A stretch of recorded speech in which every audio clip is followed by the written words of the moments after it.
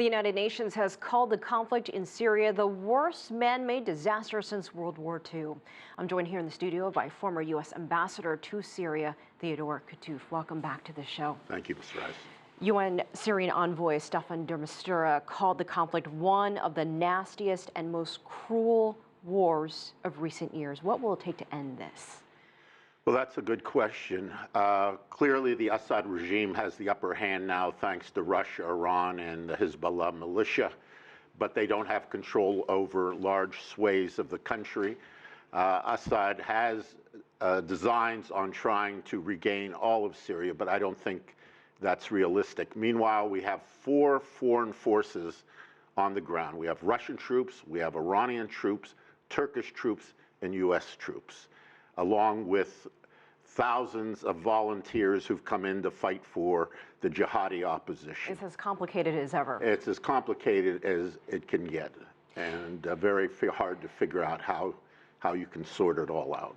On this anniversary, as we just saw twin suicide attacks in Damascus, what is your assessment on Syria right now? Well, in terms of the suicide attacks, we had 2 on Saturday and then 2 today. It's a reminder by various extreme opposition groups, we're still here. You may have driven us out of Aleppo and some other populated centers, but we haven't gone away. We can inflict terrorist attacks on your populace, and you have to deal with us.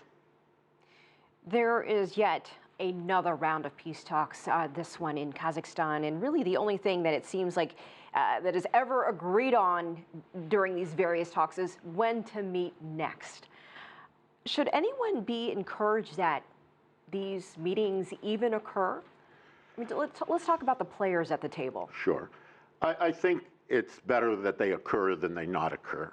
Like this meeting in Kazakhstan, I mean, you're right, it's very minor stuff. They talked about the mining, the desert city of Palmyra, where there's been tremendous amount of fighting around these ancient ruins. But they also talked again about mechanisms to reinforce the alleged ceasefire that the Assad regime clearly keeps breaking, particularly in the Damascus area. But there are to be talks on March 23 in Geneva under UN auspices. And the fact that Turkey, Iran, and Russia and the Assad regime and the opposition get together in Kazakhstan, that's a way of getting a little more peaceful situation on the ground. And the UN envoy, de Mistura, says we need that. You have to have a ceasefire and some confidence-building measures if we're going to make any political progress in Geneva. And in turn, if you're going to have a ceasefire, you have to make some political progress. About 15 seconds left. What will it take to get the opposition, the rebels, to the table? They have not gone.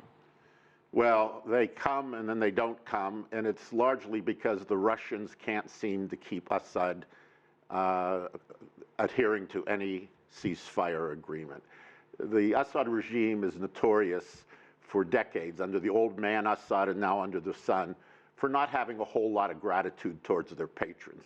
So the Russians saved this regime by coming in September 2015, and yet Assad doesn't heed much when the advice conflicts with what he wants to do. All right, Ambassador Kattouf, thank you so much for your insight. We appreciate it. Thanks for having me.